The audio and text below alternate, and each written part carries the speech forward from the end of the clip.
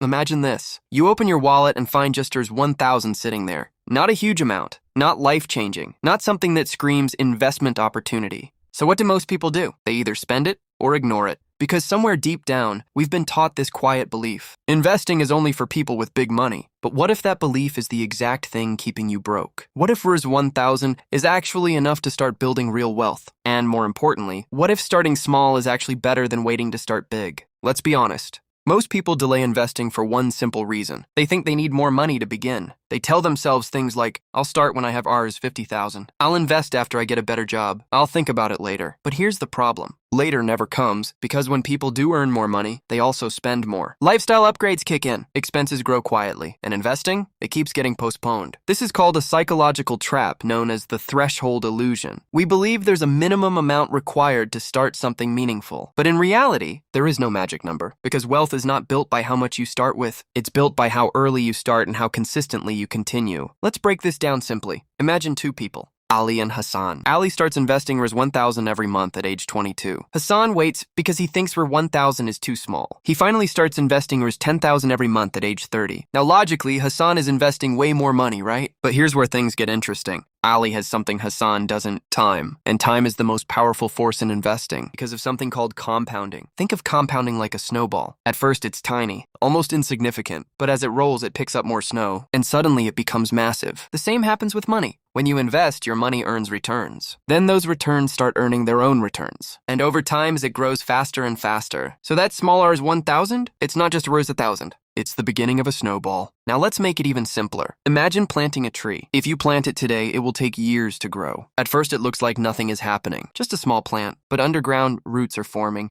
Strength is building, and eventually it becomes something big. But if you delay planting, even if you plant a bigger tree later, you've already lost valuable growth time. That's exactly how investing works. So how can you actually start investing with Rs 1,000? Let's make this practical. First, understand this. You are not trying to get rich with Rs 1,000. You are trying to build the habit of investing, because investing is less about money. Step 1. Start with accessible investments. With Rs 1,000, you can begin with mutual funds through SIPs, stock market, buying fractional or low-cost shares, index funds. These are simple, beginner-friendly options. Think of them like baskets. Instead of putting your money into one company, you spread it across many. This reduces risk and keeps things simple. Step 2. Focus on consistency, not amount. Here's where most people go wrong. They obsess over how much. But smart investors focus on how often. Investing Rs 1,000 every month consistently is far more powerful than investing Rs 10,000 randomly, because consistency builds momentum, and momentum builds wealth. Step 3. Automate your investing. The biggest enemy of investing is yourself, your emotions, your impulses, your excuses. So remove yourself from the decision. Set up an automatic monthly investment, even if it's just Rs 1,000. That way you don't have to think about it.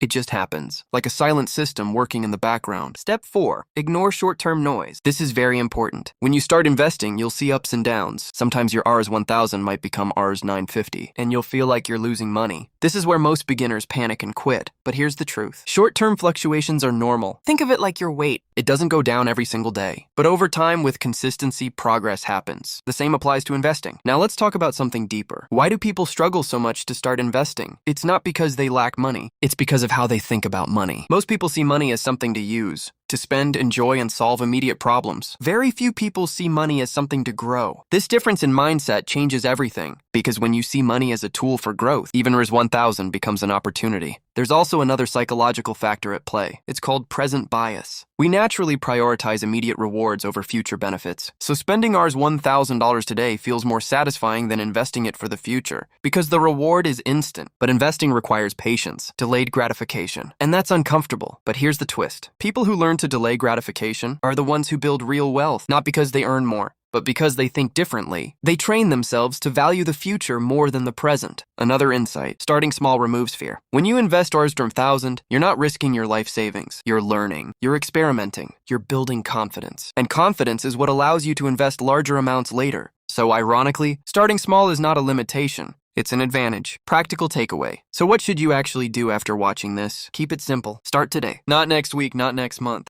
today. Take Rolls 1000 and invest it in something simple like a mutual fund or index fund. Then make a commitment. Every month, no matter what, you will invest at least Rolls 1000. Think of it like a bill, a non-negotiable expense. Then slowly increase it over time. Maybe next year it becomes Rs 2000, then Rs 5000. But the habit stays the same. Also, don't obsess over results in the beginning. Your goal is not to double your money quickly. Your goal is to become the kind of person who invests regularly. Because once that identity is built, everything else becomes easier. So the real question isn't, can I start investing with Rs 1000? The real question is, am I willing to start small so I can grow big? Because wealth doesn't come from one big decision. It comes from small, repeated actions over time. Rs 1000 might look small today, but it's not just money. It's a decision, a shift, a beginning. And sometimes that's all you need.